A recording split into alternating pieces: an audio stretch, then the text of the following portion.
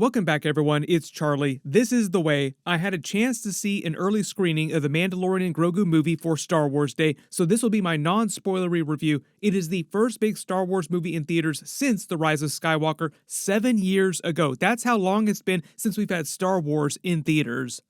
There were many snipers in the theater, but I do believe I am allowed to talk about it. I didn't see anybody that was foolish enough to try and record it, or Dave Filoni probably would have tried to tackle them in the theater. Disney very publicly changed their plans for the Mandalorian series while Jon Favreau was in the middle of working on a season 4 as part of a larger strategy change with their Disney Plus content from all their studios. Marvel was a big part of that too. So now Disney is hoping that the Mandalorian Grogu movie is able to bring people back to theaters for Star Wars just in general. They're pinning a lot of the future of the brand on this movie, as well as the Grogu character in universe just in general. He is literally and metaphorically the future of the brand.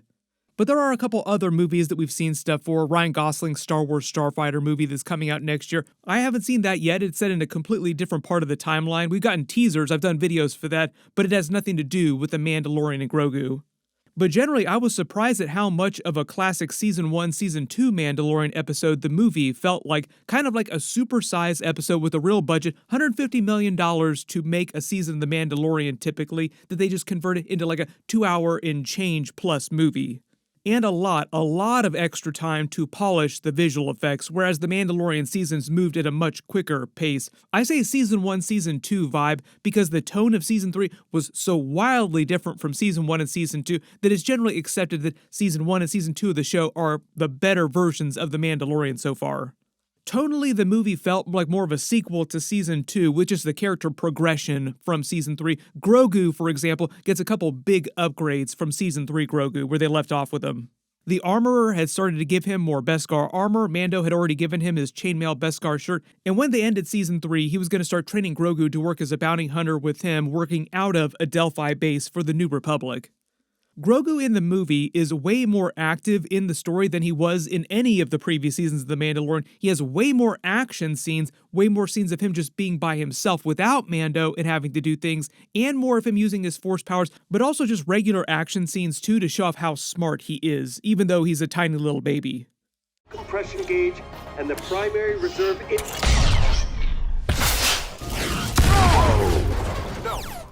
The pace of the movie was way quicker than a typical Mandalorian episode, but not quite as warp speed as, say, like the Super Mario Galaxy movie.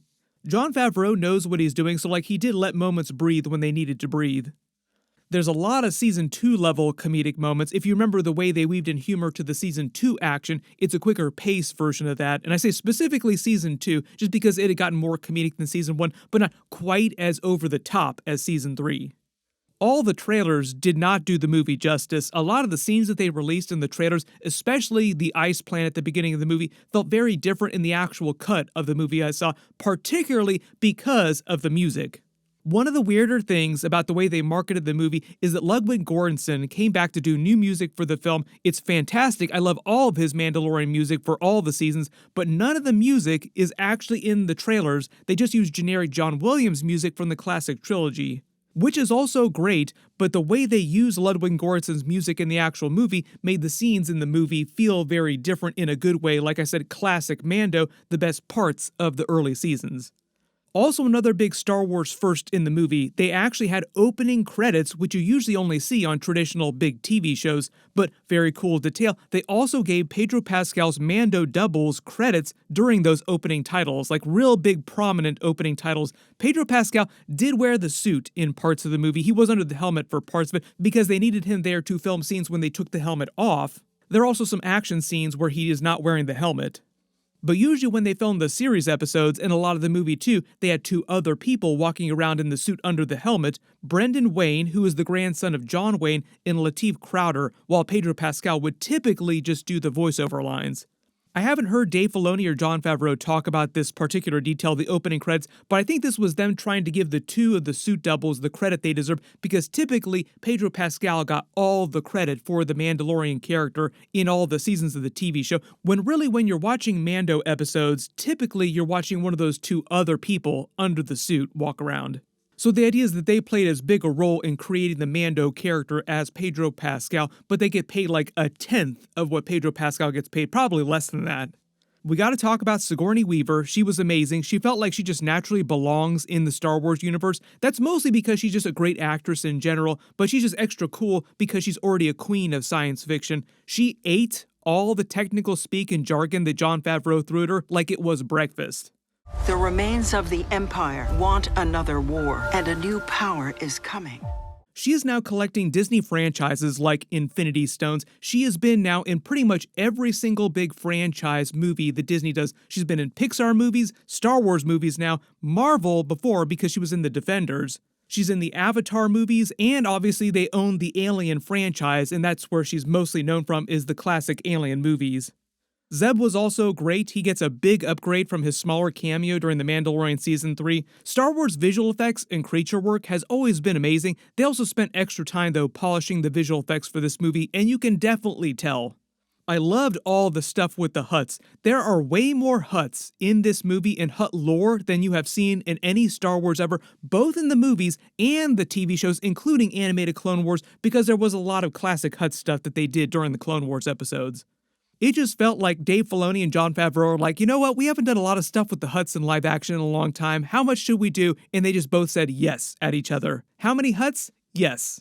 Generally, the movie is meant to be more of a self-contained adventure story without too many wider connections to the Star Wars universe and like the Ahsoka stuff that they did during Season 1 that you thought from the original Mandalorian series, because the Mandalorian series was heavily baked into all the other wider stuff, setting up other big Star Wars series.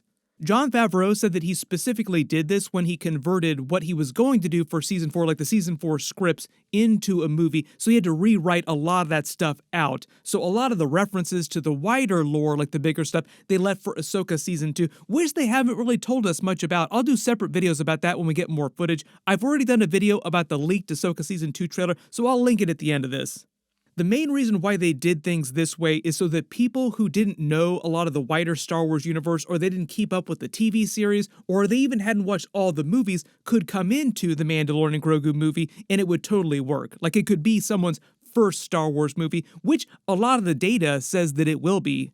There was a very interesting viewership data graph from January 2026 to show like what recently people are watching in terms of Star Wars on Disney+, and the youngest group of people, like very little kids, and the oldest group of people, like people that are about ready to die, both love The Mandalorian more than anything else. So it definitely feels like Disney saw this data and they're like, you know what is our most popular thing that's going to help us onboard these younger fans and turn them into like 90-year plus Star Wars fans over the future? The Mandalorian Grogu.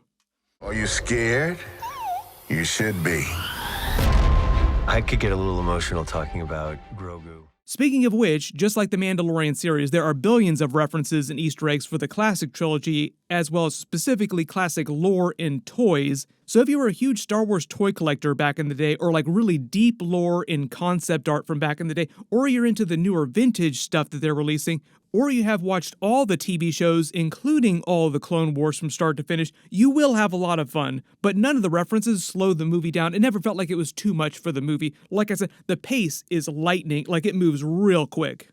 My biggest complaints of the movie is that in service of moving things along so quickly, making it such a brisk, fun watch for brand new audiences that know nothing of Star Wars and didn't watch the Mandalorian series before, some of the villains and the other people they go up against throughout the movie are just a little bit weaker, just did not get the writing that they needed to, the time they would get during a normal series. And honestly, I really did want to see The Mandalorian Season 4, so I was kind of bummed out that they cannibalized that to make the Mandalorian Grogu movie, despite what Jon Favreau says that the plot of the original Season 4 would have been very different from the plot of the movie. I've also not been a fan of the way they have been marketing this movie. Like, all the marketing materials has not done it any favors, and it's kind of hard to tell who they want this movie to be for. Dave Filoni came and talked at the screening that I was at, and he talked about this as the latest chapter of The Mandalorian and Grogu, not the only chapter or the final chapter, implying that there might be sequels to this movie, but I think they're waiting to see how it does in the box office before they rush to make the next sequel to this. And a lot of their movie plans have changed over the next couple of years. Originally, Dave Filoni was going to direct a Thrawn movie that was going to tie together all the Ahsoka and Mandalorian TV shows stuff that was happening in this part of the timeline, including the Skeleton Skeleton Crew show. That has now changed, and they've delayed the Thrawn movie, I think in service of The Mandalorian Grogu, these standalone adventures, to see how this does and if they can continue this part of the timeline for a little bit longer. But it does sound like they still plan on doing that eventual Thrawn capper movie to tie everything together when they're ready to move on from the Mandalorian part of the timeline, when they decided that they can't make more money off of the Mandalorian part of the timeline. So do not be surprised if you've been following all this stuff and you feel like the movie is Thrawn light. Like, what's going on with all the stuff we saw at the end of Ahsoka? Like, no, they're going to wait till Ahsoka Season 2 to address any of that stuff. This is where the fun begins. Ryan Gosling's Star Wars Starfighter movie will be like the next real big example of whether or not Star Wars can really turn the ship around, just because it's a completely different part of the timeline, different group of characters, and different challenges that they're facing in the movie, different plot points in like a very significant way. We will start to learn more about the future of Star Wars in general under Dave Filoni's creative over the next couple of years. Like, this is still like very, very early days. A lot of the stuff they're doing now, they put into planning a couple of years ago. Usually when they change stuff, it takes a couple years for those changes to actually bear out and for us to actually see them on screen. Once you do have a chance to see the movie, post your reactions in the comments below, and I will do a longer breakdown and Easter eggs video when the movie does come out everywhere and everybody does have a chance to actually see it, so be sure to enable alerts for my channel so you don't miss that. I've already done a much larger video for that leaked Ahsoka Season 2 trailer. Click here for that, and click here for my Star Wars Starfighter teaser video. Thank you so much for watching, and I'll see you guys